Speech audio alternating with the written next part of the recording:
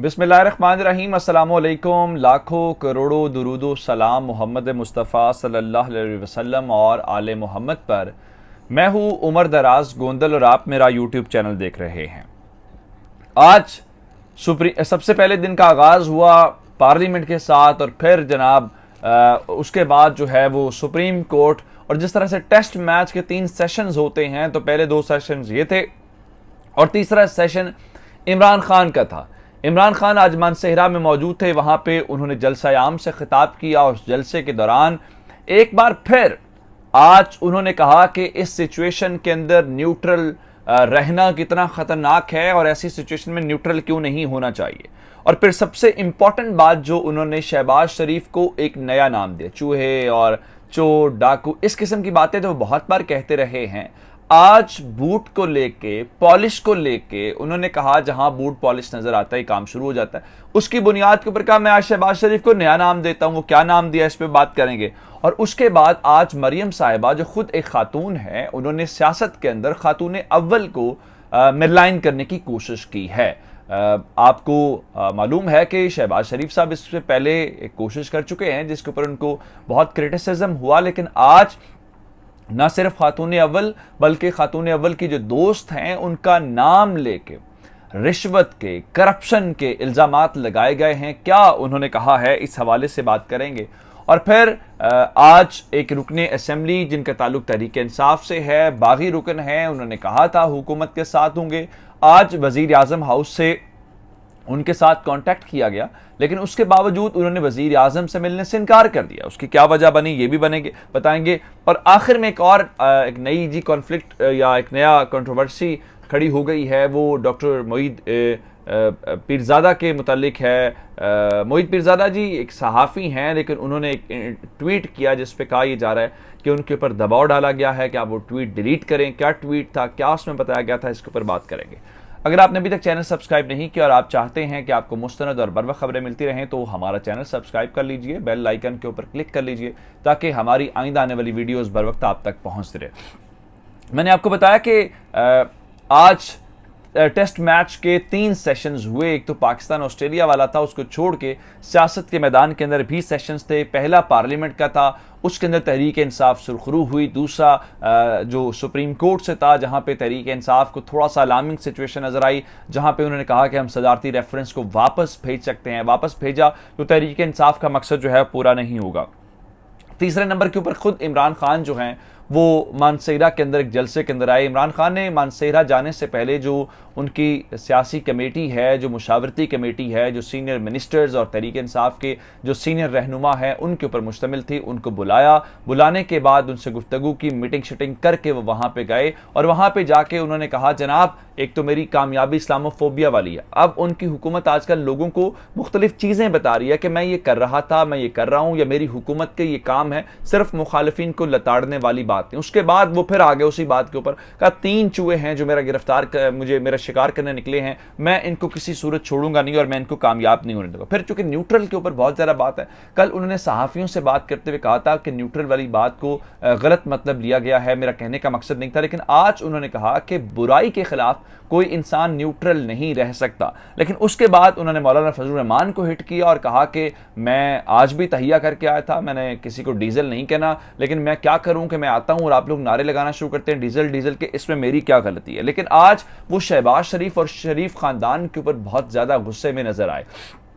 उन्होंने कहा कि शरीफ खानदान अगर इंग्लैंड के अंदर, लंदन के अंदर सियासत करे तो वो दिन दूर नहीं या ये हालात वहाँ पे ऐसे कर देंगे जिसके अंदर उनको भी पाकिस्तान से कर्जे लेने की नौबत आ जाएगी, उनकी मैशत का भी ये हाल करेंगे। फिर उनका एक ही बात है, मैं इनको NRO दे दूं तो मसला हल है, लेकिन मैं NRO दे के पाकिस्तान के साथ गद्दारी नहीं करूंगा। लेकिन मैं आपको एक और बात जो बताना चाहता हूं, उन्होंने कहा शहबाज शरीफ, पहले उनके मुतालिक वो कह चुके हैं कि ये ऐसे ही है जैसे ये कहीं पे अपनी जॉब एप्लीकेशन दे रहे होते हैं, CV दे रहे होते हैं। आज उन्होंने कहा कि शहबाज शरीफ को जहां पे बूट नजर आता है वो पॉलिश शुरू कर देते हैं। फिर उनका शहबाज शरीफ बता रहे थे जी मुझे यूरोपीय यूनियन को क्रिटिसाइज नहीं करना चाहिए था, मुझे अमेरिका को एब्सोल्युटली नॉट नहीं कहना चाहिए था, तो उन्हें फिर एंड पे अपने इस शहबाज शरीफ वाले सेगमेंट को कंक्लूड करते हुए कहा, फिर मैं यूं करता हूं शहबाज शरीफ, मैं आपको नया नाम दे देता हूं। वो नया नाम क्या है? नया नाम उन्होंने चेरी ब्लॉसम दिया, जो एक पॉलिश है शूज़ को करने के लिए। उनके कहने का मतलब ये था कि आप किसी और के शूज़ पॉलिश करें। जारी बात है उनका जिस तरफ इशारा है आप सबको इल्म है।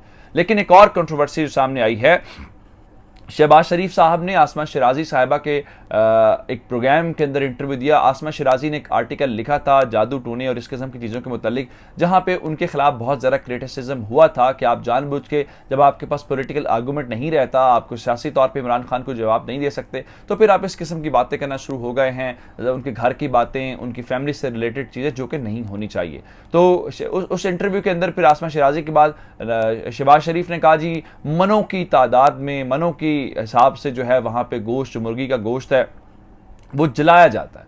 वो किस लिए जलाया जाता है जी? वहाँ जादू टोने और इस किस्म की चीज़ों के लिए। जिस पे एक बार फिर तहरीक इंसाफ ने कहा देखे कि इनके पास कुछ सियासी जवाब नहीं है, ये सियासी तौर पे मुकाबला नहीं कर सकते, तो ये इस किस्म की हरकतों के ऊपर आ गया। लेकिन आज मरियम बीबी चूँकि इन्होंने निकलना है अब लाहौर से अपना मार्च लेके, तो उस मार्च के सिलसिले में अब वो उन्होंने यहाँ पे इकट्ठ किया अपनी सियासी जमात का, जहाँ पे हमजा शहबाज भी थे, मरियम बीबी भी थी। तो मरियम बीबी ने यहाँ बैठ के खातून अव्वल को अटैक किया और कहा कि एक खातून जो है फ़रा नामी, अब फ़रा जो हैं वो बुशरा बीबी जो खातून अव्वल हैं उनकी दोस्त हैं, उनके वो साथ होती हैं। तो कहा यह गया कि जो फ़रा नामी खातून हैं उनके ताने बाने बनी गाला और जादू टूने से मिलते हैं।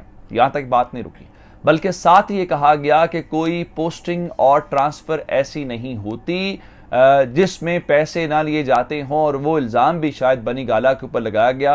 फिर साथ ही कहा कि जैसे हुकूमत ख़त्म होगी इस किस्म की बहुत ज़्यादा और जो चोरियां हैं वो भी सामने आएंगी। अब ये सियासत पाकिस्तान की ऐसी है कि माजी में मरियम बीबी के ऊपर खुद बहुत सारे इल्ज़ामात लोग लगाते रहे, इवन बेनज़ीर भुट्टो साहिबा के ऊपर भी लगाए जाते रहे, तो लोग कहते रहे ये मुनासिब नहीं है। अब वही चीज़ इमरान खान के ख़िलाफ़ है, आपका सियासत करना हक है, इमरान खान को आप जैसे हिट करें, लेकिन ये चीज़ें ख़वातीन को, बच्चों को टारगेट करना ये मुनासिब चीज़ नहीं है। दूसरी जानिब मैंने आपको अहमद हुसैन डेढ़ के मुतालिक बताया था कि आज वो असेंबली में भी आए थे और उन्होंने कहा था कि वो इमरान खान को वोट देंगे। साथ ही कहा था मेरे कुछ मसाइल हैं वो हल होने चाहिए, और कहा था मसाइल जब तक हल नहीं होंगे तो मैं इस सिलसिले में इमरान खान से मुलाकात नहीं करूंगा। आज खबर यह है कि उनको वज़ीर आज़म हाउस से कॉल की गई, उनको वज़ीर आज़म साहब से मिलवाया जाना था, 2:30 बजे का टाइम उनका प्राइम मिनिस्टर के साथ मुलाकात के लिए सेट किया गया था। लेकिन खबर यह है कि अहमद हुसैन डेढ़ जो हैं वो प्राइम मिनिस्टर से आज इस मुलाकात के लिए नहीं गए, यानी उन्होंने मुलाकात नहीं की। अब इसकी क्या वजह है कि दोबारा से उन्हें सिर्फ आज इजलास में शिरकत करनी थी, वो इसलिए नहीं आए थे, वो ये बात कर गए थे कि मैंने हुकूमत को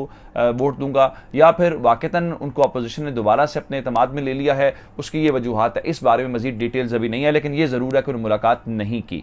अब एक और बात, मोहित पिरज़ादा साहब सहाफ़ी हैं, इंटरव्यू करते हैं, हालांकि मैं ये नहीं कह रहा कि वो तहरीक इंसाफ के करीब हैं या किसी और के करीब हैं, तो उन्होंने आज एक ट्वीट किया और मुन्ने के अब्बा का लफ्ज़ इस्तेमाल किया और कहा कि मुन्ने के अब्बे की ख्वाहिश के ऊपर हो रहा है। अब हमें नहीं मालूम कि उनका इशारा मुन्ने का अब्बा कौन है।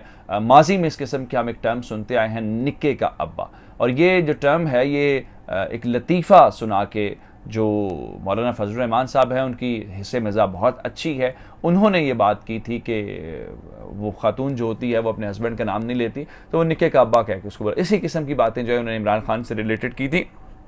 लेकिन मोहित पिरज़ादा साहब ने जब निके के मुन्ने का अब्बा जो है ये लफ्ज़ इस्तेमाल किया कि उसके कहने पे ये सारा कुछ सियासी तौर पे हो रहा है, तो उसके बाद जो है कहा गया कि उनके ऊपर दबाव आया है कि आप ये ट्वीट डिलीट करें। और अरशद शरीफ साहब ने भी ट्वीट किया, उनसे पूछा है कि आप बताइए कि आपको किसने कॉल की है, आपने ट्वीट किसके कहने के ऊपर डिलीट किया, जिसके ऊपर सोशल मीडिया के ऊपर अच्छी खासी कंट्रोवर्सी बनी हुई है, क्या ये कौन है? जब बातें सुन रहे हैं कि हर कोई न्यूट्रल है, तो फिर कौन कॉल कर रहा है? हुकूमत की तरफ से की गई है, अपोजिशन की तरफ से की गई है, किसी और हल्के की जानिब से की गई है? जब तक की डिटेल्स थी, चैनल सब्सक्राइब करिएगा। आपकी इस बातों का बहुत शुक्रिया। खुदा हाफिज़।